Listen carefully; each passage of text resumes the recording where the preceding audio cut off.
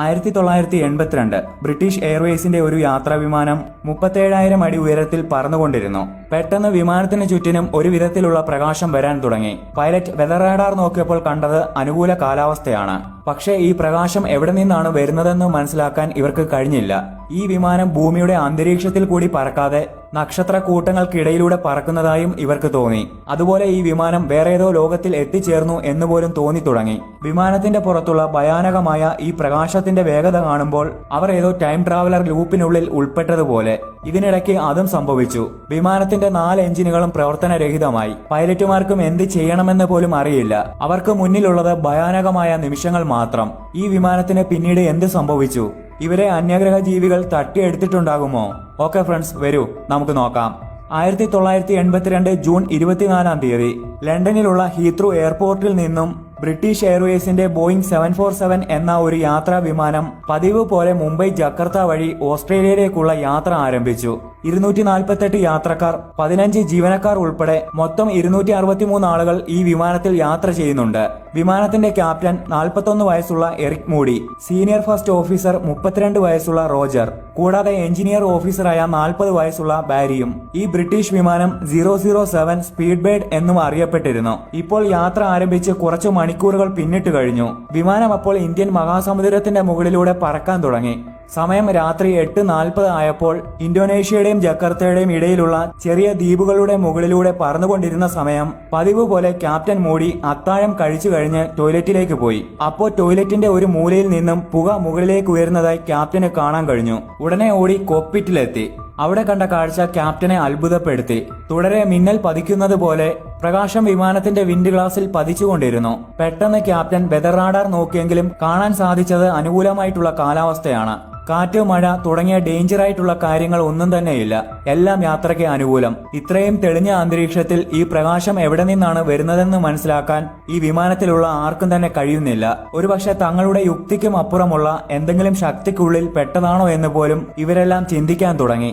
Captain Moody തന്റെ ഇത്രയും വർഷക്കാലമുള്ള എക്സ്പീരിയൻസിന്റെ ഇടയിൽ ഇങ്ങനെയുള്ള ഒരു സാഹചര്യം കണ്ടിട്ടോ കേട്ടിട്ടോ ഇല്ല. ഈ പ്രകാശം ഭയാനകമായും പക്ഷേ കാഴ്ചയിൽ മനോഹരമായും ഈ വിമാനത്തിന്റെ മുൻഭാഗം മുതൽ പിൻഭാഗം വരെയും പ്രകാശിച്ചുകൊണ്ടിരുന്നു. യാത്രക്കാരുടെ ക്യാബിന്റെ ഉള്ളിലേക്കും പതിയെ പുക വരാൻ തുടങ്ങി. പ്രകാശത്തിന്റെ തീവ്രതയും കൂടി വരുന്നു. സമയം കഴിയുന്തോറും ക്യാബിന്റെ ഉള്ളിലേക്ക് പുക കൂടി വരുന്നു.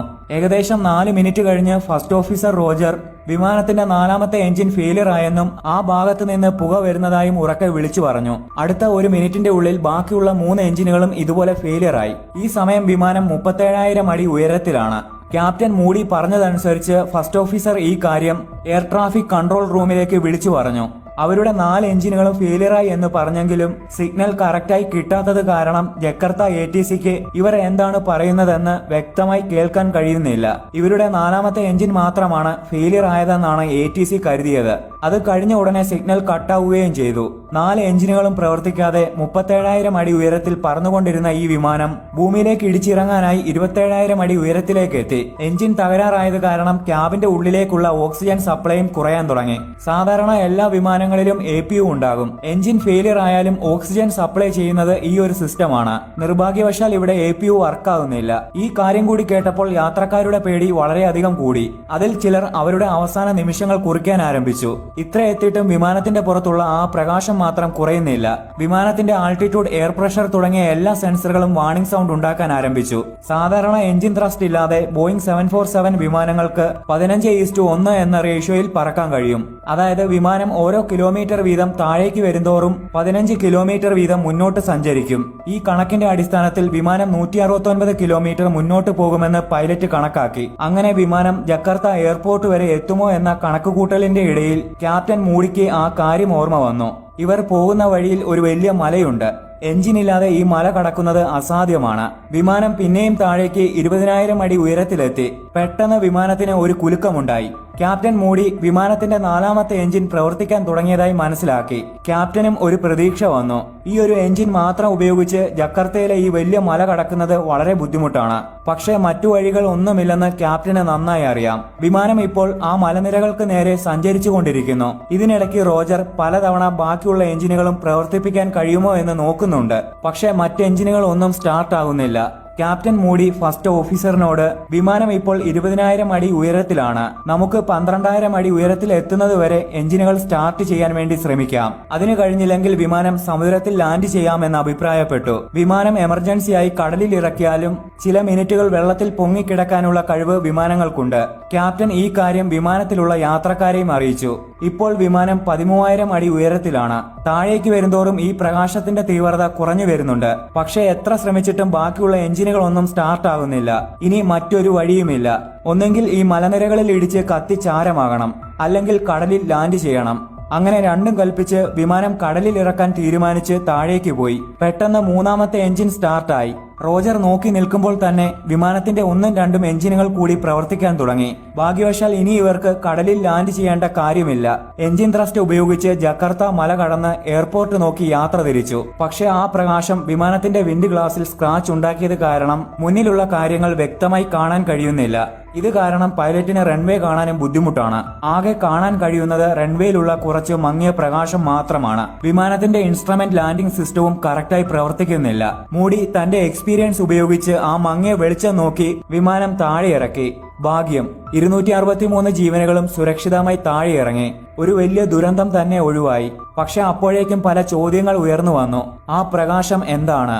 വിമാനത്തിന്റെ ഉള്ളിൽ പുക എങ്ങനെ വന്നു? എഞ്ചിനുകൾ പിന്നീട് എങ്ങനെ സ്റ്റാർട്ടായി? ഇതിനെക്കുറിച്ച് പഠിക്കാൻ ഒരു ടീമിനെ നിയോഗിച്ചു. വിമാനത്തിന്റെ പുറംഭാഗം മുഴുവൻ കൂർത്ത കല്ലുകൾ കൊണ്ട് ഉരച്ച പാടുകളുണ്ട്. ഇത്രയും ഹൈറ്റിൽ കല്ലുകൾ എങ്ങനെ എത്തിയെന്നോർത്ത് എല്ലാവരും ആശയക്കുഴപ്പത്തിലായി. അങ്ങനെ കൂടുതൽ സെർച്ചിങ്ങിന്റെ ഇടയിൽ ഈ വിമാനത്തിന്റെ മുകളിൽ പറ്റിപ്പിടിച്ചിരുന്ന കുറച്ച് മണൽത്തരികൾ ഇവർക്ക് കിട്ടി. ഇത് മൈക്രോസ്കോപ്പിലൂടെ നോക്കിയ അവർക്ക് ഇത് വെള്ളമണലാണെന്ന് മനസ്സിലായി. അതുമാത്രമല്ല, ഇതുപോലെയുള്ള മണൽ വരുന്നത് അഗ്നിപർവ്വതങ്ങൾക്കുള്ളിൽ നിന്നുമാണെന്നും കണ്ടെത്തി. ഇതോടുകൂടി പല ചോദ്യങ്ങൾക്കുള്ള ഉത്തരം കിട്ടാൻ തുടങ്ങി. ഇന്തോനേഷ്യ ജക്കാർത്തയെ ചുറ്റി ഒരുപാട് അഗ്നിപർവ്വതങ്ങളുണ്ട്. അതിൽ ഒരു അഗ്നിപർവ്വതത്തിന്റെ സ്ഫോടനത്തിലുണ്ടായ പൊടിപടലങ്ങൾ എയറിലൂടെ സഞ്ചരിച്ച് മുകളിലെത്തി. ഇതുപോലെയുള്ള പൊടിപടലങ്ങൾ എയറിലൂടെ 100 കിലോമീറ്ററിലധികം ദൂരം സഞ്ചരിക്കാറുണ്ട്. ഈ സമയം ഇതുവഴി വേഗത്തിൽ വന്ന ഈ വിമാനം ഈ പാർട്ടിക്കിൾസുമായി കൂട്ടിയിടിച്ചപ്പോഴുണ്ടായ സ്പാർക്ക് കാരണമാണ് ആ പ്രകാശമുണ്ടായത്. അതുപോലെ ഇത് കാരണം സ്ക്രാച്ചുകളും ഉണ്ടായി. പക്ഷേ ഇത് വിമാനത്തിന്റെ റേഡാറിൽ കാണിക്കാത്തതിന്റെ കാരണം നോർമലി ഒരു വിമാനത്തിന്റെ റേഡാർ അന്തരീക്ഷത്തിലുള്ള ഈർപ്പം സെൻസ് ചെയ്ത് കാലാവസ്ഥ അനുകൂലമാണോ മേഘങ്ങൾ ഉണ്ടോ എന്നും കാണിച്ചു തരും. പക്ഷേ ഈ പൊടിപടലങ്ങൾ ഡ്രൈ ആയത് കാരണം റേഡാറിന് അത് കണ്ടുപിടിക്കാൻ കഴിഞ്ഞില്ല. ഇങ്ങനെ അഗ്നിപർവ്വത സ്ഫോടനങ്ങൾ വഴി പുറത്തു വരുന്ന പാർട്ടിക്കിൾസിന് ഉയർന്ന അളവിൽ ചൂടുണ്ടാകും. അതുപോലെ വിമാനത്തിന്റെ എഞ്ചിന് ഏകദേശം 1400 ഡിഗ്രി സെൽഷ്യസ് താപനിലയുമുണ്ട്.